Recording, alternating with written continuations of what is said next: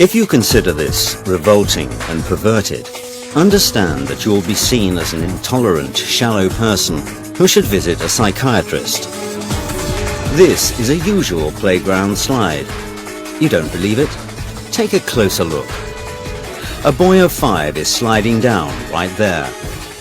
This playground slide is in Norway, and it was put there in order to bring up children in a proper way, not to feel shy, but to be developed. Are you shocked? Well, if so, it means that you are backward and not able to appreciate how modern civilization has evolved. Not long ago, Europeans decided to civilize their citizens from the cradle in order to reduce the number of such stupid people.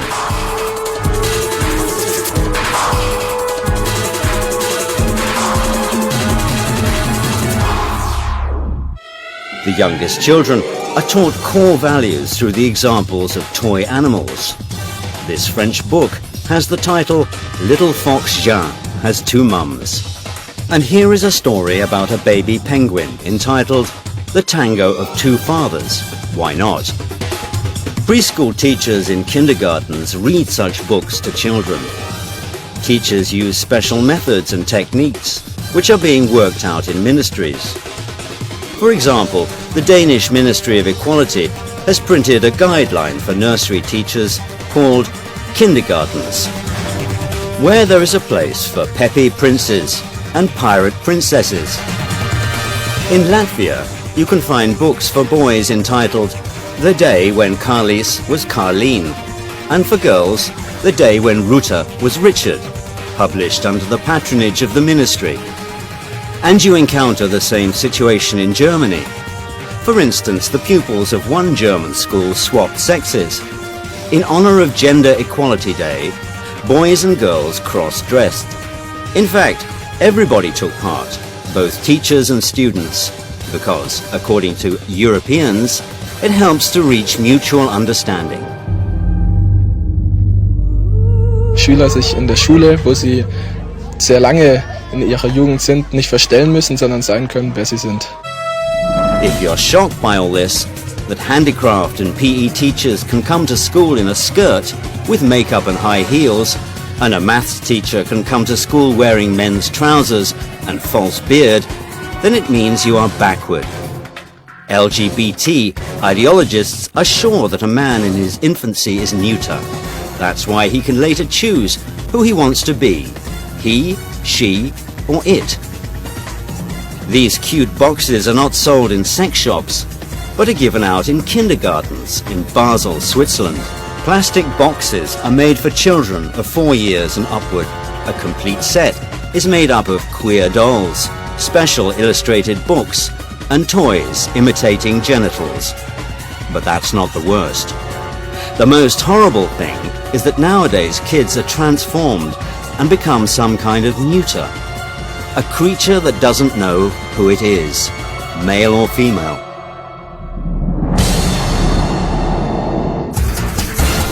This is Max. He is 2.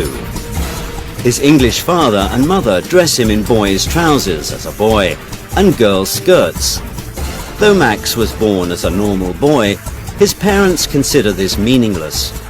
Until the boy decides for himself who he is, his parents make him play with both toy cars and dolls. His mother paints his nails and pins up his hair with girlish hairpins. And his father shows him how to assemble a robot. According to his parents, they do it for the sake of their child.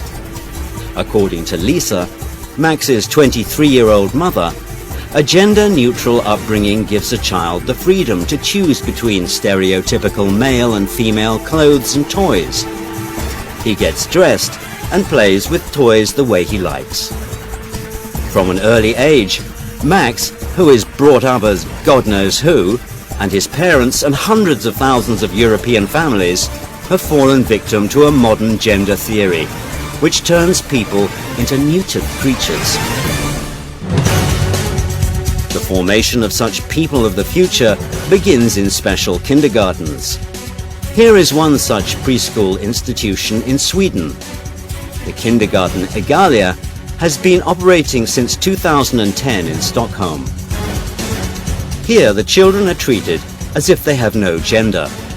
Instead of han or hon, which is translated from Swedish as he or she, a child is called hen, which means it. This neuter word was added by pedagogues to their word armory from non-traditional sexual minorities. That's probably the reason why the director of the kindergarten, Lotta Rajalin, considers this procedure to be the most democratic. So I think we are going to change girls to boys and boys to girls, and that's of course not what we are doing. We like to give every human being the same rights, the same possibilities, the same responsibilities, and that is a question of democracy. Here is how this democracy works. Kids play with neuter dolls and read books about a boy who loved pink and a dress with white polka dots. Boys must play in a doll kitchen with girls, and girls must build cities with Lego construction blocks. And this is also the situation in France, where bureaucrats from the Department of Education came to one of the kindergartens. They were shown an open lesson, where kindergarten teachers help children to overcome stereotypes.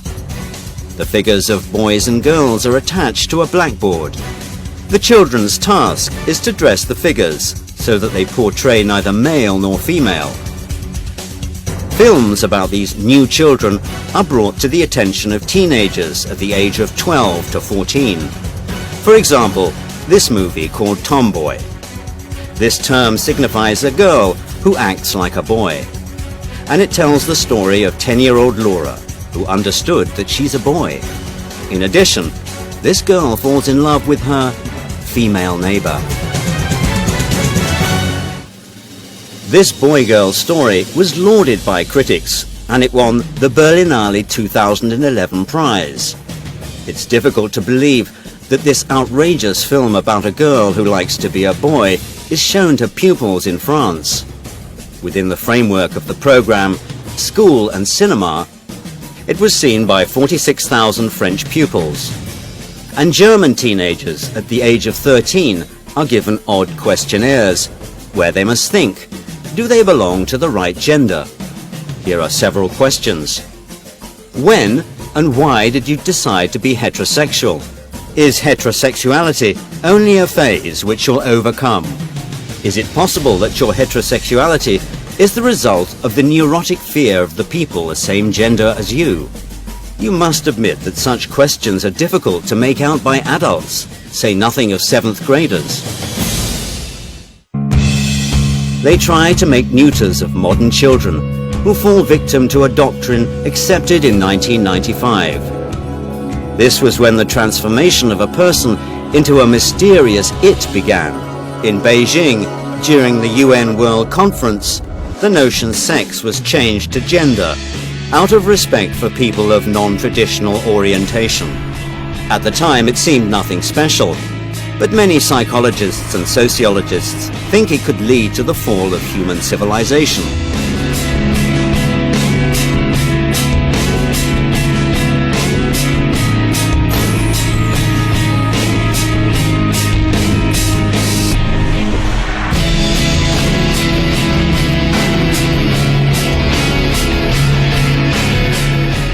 Against nature.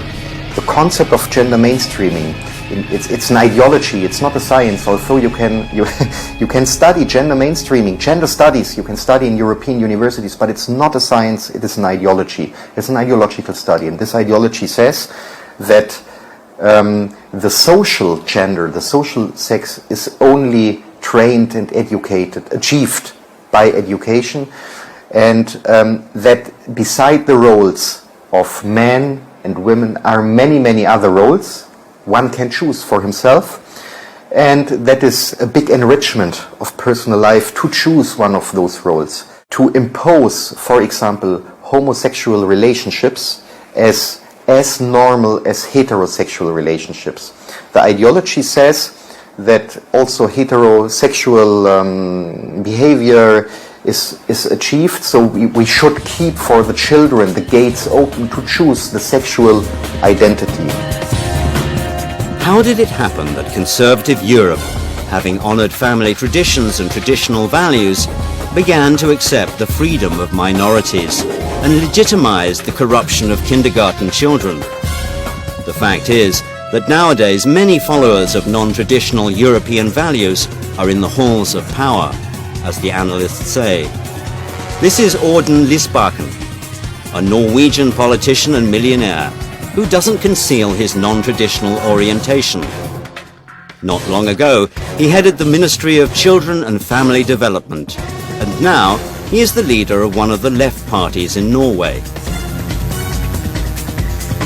Having left his ministerial position, Lysbakken donated 13 million krones to promote a new program of non-traditional sexual education in Norway's kindergartens and schools. And this is Daniel Cohn-Bendit. He is the leader of the united faction of the Green Party in the Euro Parliament, a man who started his career as a kindergarten teacher in Frankfurt am Main, where he was accused of paedophilia and, moreover, a few decades ago, casually depicted shocking things on French TV.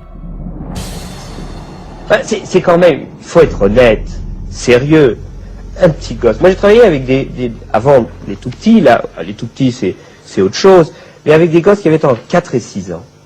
Vous savez, quand une petite fille de 5 ans et demi commence à vous déshabiller, oh là, c'est fantastique. Do you want your children to be neuter? Do you want them to read fairy tales about the love of 2 princesses, or about a happy marriage between 2 bearded princes?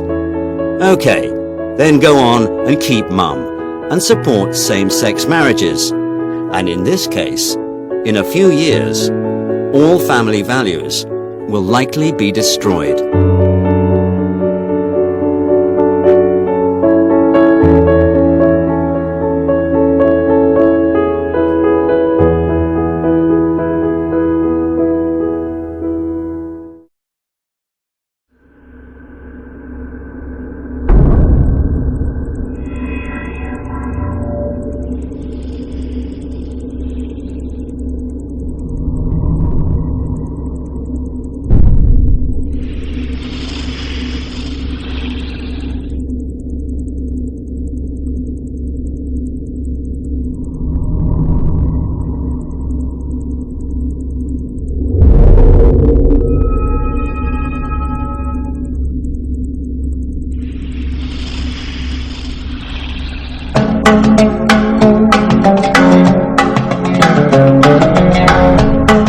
According to research, in order for a culture to maintain itself for more than 25 years, there must be a fertility rate of 2.11 children per family.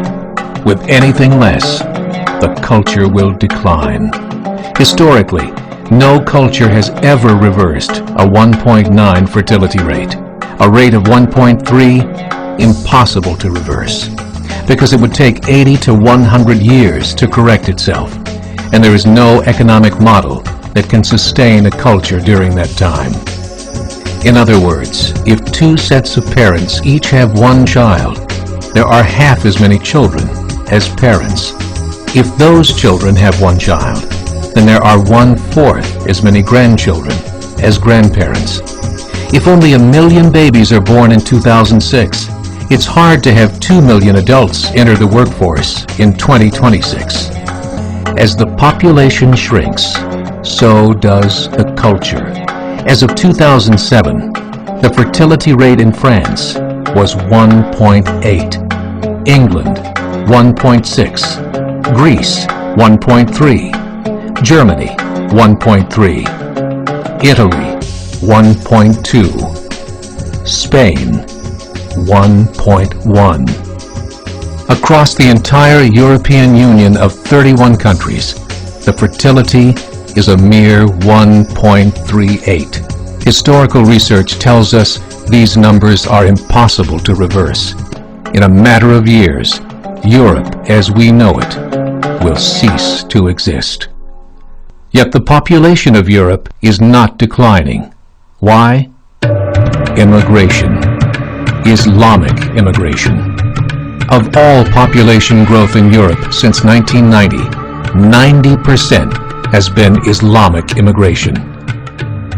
France, 1.8 children per family. Muslims, 3.8. In southern France, traditionally one of the most populated church regions in the world, there are now more mosques than churches. 30% of children ages 20 and younger are Islamic. In the larger cities such as Nice, Marseille, and Paris, that number has grown to 45%. By 2027, 1 in 5 Frenchmen will be Muslim. In just 39 years, France will be an Islamic republic. Over the last 30 years, the Muslim population of Great Britain rose from 82,000 to 2.5 million, a 30-fold increase. 21% of this increase occurred in the last 4 years and can be attributed to immigration, a higher birth rate, and conversions to Islam. Currently, there are over 1,000 mosques, many of them former churches. In the Netherlands, 50% of all newborns are Muslim, and in only 15 years, half of the population of the Netherlands will be Muslim. In Russia, there are over 23 million Muslims. That's 1 out of 5 Russians. 40% of the entire Russian army will be Islamic in just a few short years. Currently in Belgium, 25% of the population and 50% of all newborns are Muslim. The government of Belgium has stated 1/3 of all European children will be born to Muslim families by 2025, just 17 years away. The German government, the first to talk about this publicly, recently released a statement saying, "The fall in the German population can no longer be stopped. Its downward spiral is no longer reversible. It will be a Muslim state by the year 2050. Muammar al-Gaddafi of Libya said, "There are signs that Allah will grant victory to Islam in Europe, without swords, without guns, without conquest. We don't need terrorists. We don't need homicide bombers. The 50+ million Muslims in Europe will turn it into a Muslim continent within a few decades." There are currently 52 million Muslims in Europe. The German government said that number is expected to double in the next 20 years to 104 million. Closer to home, the numbers tell a similar story. Right now, Canada's fertility rate is 1.6, nearly a full point below what is required to sustain a culture. And Islam is now the fastest growing religion. Between 2001 and 2006, Canada's population increased by 1.6 million, 1.2 of those immigration. In the United States, the current fertility rate of American citizens is 1.6. With the influx of the Latino nations, the rate increases to 2.11, the bare minimum required to sustain a culture. In 1970, there were 100,000 Muslims in America. Today, there are over 9 million. The world is changing. It's time to wake up. A meeting of 24 Islamic organizations was held in Chicago. The transcripts of that meeting showed in detail their plans to evangelize America through journalism, politics, education, and more. They said, "We must prepare ourselves for the reality that in 30 years, there will be 50 million Muslims living in America. The world that we live in is not the world in which our children and grandchildren will live." The Catholic Church recently reported that Islam has just surpassed their membership numbers. Some studies show that at Islam's current rate of growth, in 5 to 7 years, it will be the dominant religion of the world. As believers, we call upon you to join the effort to share the gospel message with the changing world. This is a call to action. It turns out, however, there is academic hope for the demographic winter from recent findings about a very old institution. In 1990, the vast majority of academics in the social sciences held, not that the data held, but the people in the social sciences, professors, held that really family didn't make too much difference. The big issue was the income in the family. Then the more you looked at the data, others were saying, no, the structure makes a difference, and what's behind the structure, which is the love, the belonging or the rejection, that makes a difference. That started an academic debate. And those who investigated, who were on the other side of the debate, actually gradually, the really good number crunchers, the top social scientists, follow the data, and a decade to 15 years later, the verdict is in among the top academics. Marriage does make a difference. And the evidence is very strong. It's just as conclusive as social science evidence ever is. All the evidence is very, very clear. It's married biological parents, which is the gold standard. Social scientists who are doing the numbers crunching agree that many of these recent changes have had some very negative consequences.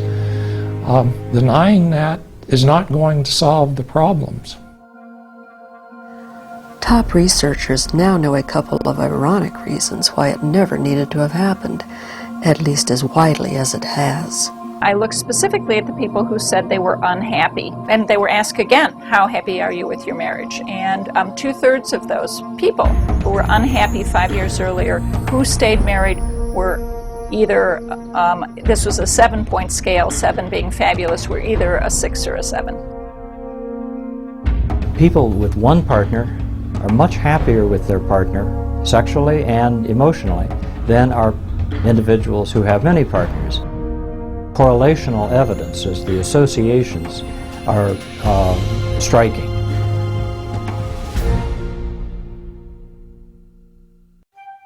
It may be too late, for although economists and social scientists tell us that this is not a political issue, it remains perhaps the most highly politically incorrect one. There's a dispute, I think, between people who are making moral claims about family, divorce, cohabitation, gay marriage, all sorts of that. There's a dispute between people who are making moral claims about this and people who are making data-based claims. And when you look at textbooks, when you look at what scholars and academic people who are not doing the research say about this issue, there's a very big disconnect there. Those of us who are interested in data-based claims and are trying to steer clear of making clear moral claims about this, we're largely in agreement. We're largely in agreement. We're largely in agreement about the troubling waters that we're about to boat into. A lot of the textbooks generally are not reporting very much of the evidence that's being accumulated by the researchers. It's also true, I think, for people who are worried about women's rights, about the gay rights, about environmentalism. All of these movements are deeply informed by a 1970s era preoccupation with the so-called population bomb. People who are out there teaching, primarily in smaller colleges and universities, they really don't want to go into their classes and talk about how differences in family form make a difference in terms of child outcomes. If suddenly we live in a world in which people understand that the future is one of depopulation, then all of those progressive causes will have to find a new way of arguing. Interest groups that support families are very marginal in the political competition. There's a good reason for this, I think, and that is that families are units that are looking after children. They're usually pretty busy, and they don't have the time or the inclination to compete on the political stage. This was a subcommittee of the Senate, as I recall, maybe 8 or 9, 10 years ago. And at that time, many of us were calling attention to the fact that marriage was a seriously weakening institution in the United States. We were hoping that they might take some kind of action. Politicians will be bombarded by all sorts of groups. The temptation to forget that there are families out there and that the state and society in large has a role in supporting and protecting the family. That's what is likely to get lost.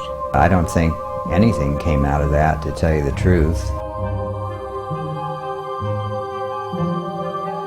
I have to admit that we started to pay serious attention to our family policy after we admitted that we are facing the demographic catastrophe. The number of the young children are becoming less and less.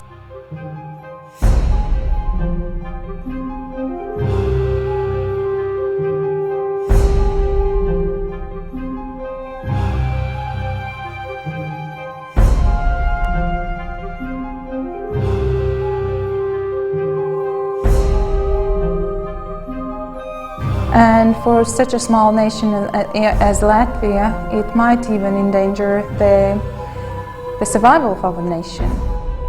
So it's very crucial for us to change the demographic situation. And we, as the policymakers, think that the best way to improve the demographic situation is by strengthening the families. Well, one of the tricky things about this question is, if people are not having enough children as a whole to replace the population, does that imply eventual human extinction? And I think the answer actually is no, because there are children still being born. It's just that they're disproportionately being born to people of faith. That's true whether we're talking about Orthodox Jews or fundamentalist Christians, fundamentalist Muslims. Around the world, people of the book tend to have larger families than their secular counterparts. The evolutionary biology of sex is all about reproduction, which is sort of a mystery to me. If in fact we are hardwired to reproduce, why are so many people not interested in reproducing? For those of us who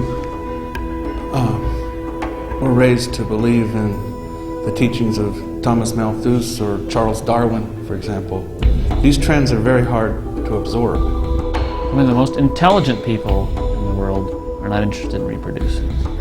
Darwinism, for example, presumes that organisms always breed up to the limits of their resources. And this is what causes the competition and survival of the fittest under the theory.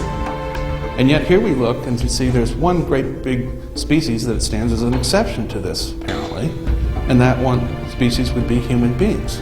They stake a lot on the idea that men are interested in reproducing themselves as much as possible, and men are interested in sex. None of us doubt that, but are they really interested in reproducing themselves? Have they always been interested in that?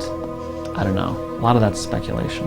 The only way you can sort of preserve the theory is to say, well, human beings are on the road to extinction. They're maladapted to their environment. Or you can say, as I just said previously, that certain kinds of human beings are on the way to extinction. In particular, people who, for lack of faith, don't go forth and multiply. We find ourselves at a crossroads. There's one way to turn this around, maybe, I'd call the Swedish model. That's one way. The other way is a return to traditional values, and specifically patriarchy, properly understood, which was a value system that at the end of the day persuaded both men and women not only to have children, but to take responsibility for them. There's not much you can say for the Swedish model that's encouraging. The Swedish birth rate, despite these massive subsidies to parenthood. It's higher than in many other parts of Europe, but still not high enough to replace the population. The Romans in the time of Julius Caesar were totally preoccupied by the fear that they were not producing enough children. The sterile pagan nobility died out, and with them their ancestors' idea of Rome.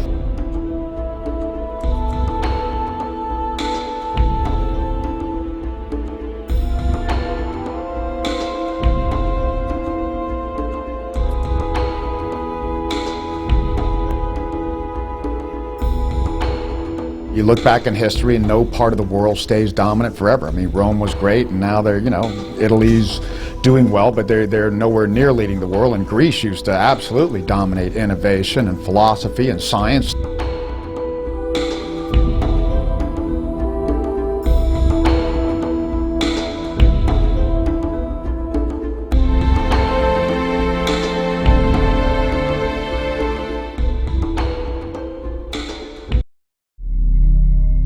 I can't really remember when I last had any hope, and I certainly can't remember when anyone else did either.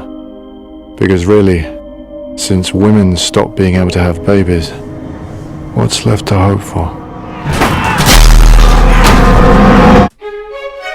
The world was stunned today by the death of Diego Ricardo, the youngest person on the planet. The youngest person on Earth was 18 years, 4 months, 20 days, 16 hours and 8 minutes old. The ultimate mystery. Why are women infertile? Some say it's genetic experiments, pollution. Why do you think we can't make babies anymore? Doesn't matter. It's all over in 50 years. It's too late. Move along! Move along!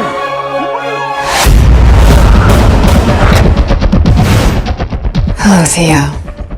How've you been? I'm sorry about the theatrics. Police have been a pain lately. I haven't seen you for nearly 20 years. Need your help. Not for me, a girl. Need to get her to the coast, past security checkpoints.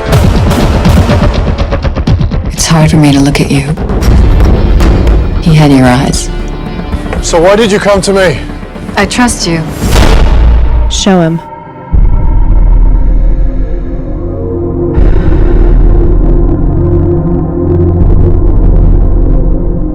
Now you know what's at stake. We have to meet the boat. What is this boat? The Human Project have sent a boat. The Human Project? Yes, the greatest minds in the world working for a new society. Your baby is the miracle the whole world has been waiting for. We will find a way to get you to the Human Project, I promise you.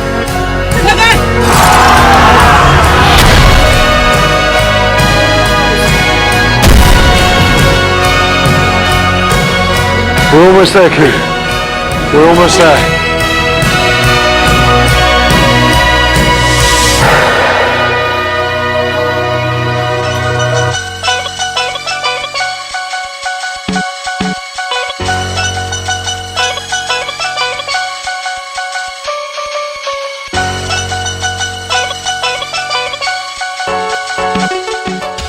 One man, one woman. Our survival depends upon it.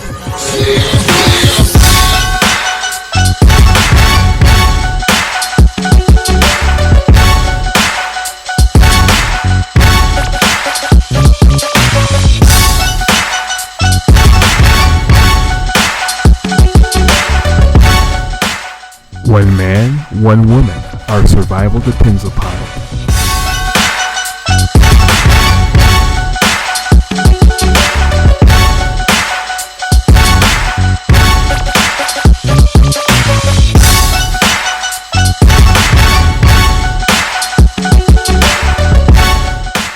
One man, one woman. Our survival depends upon it.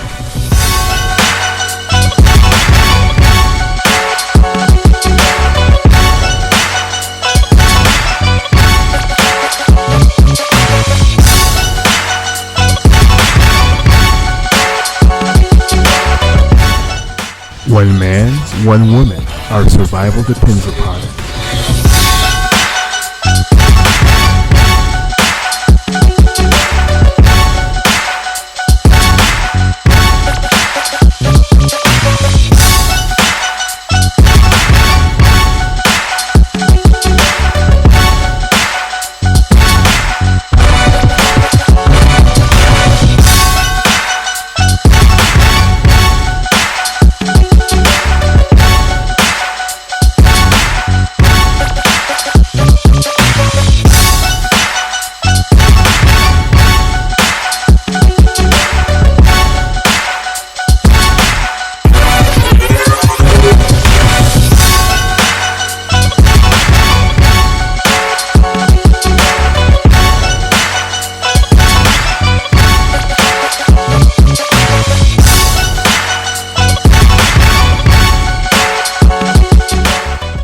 One man, one woman.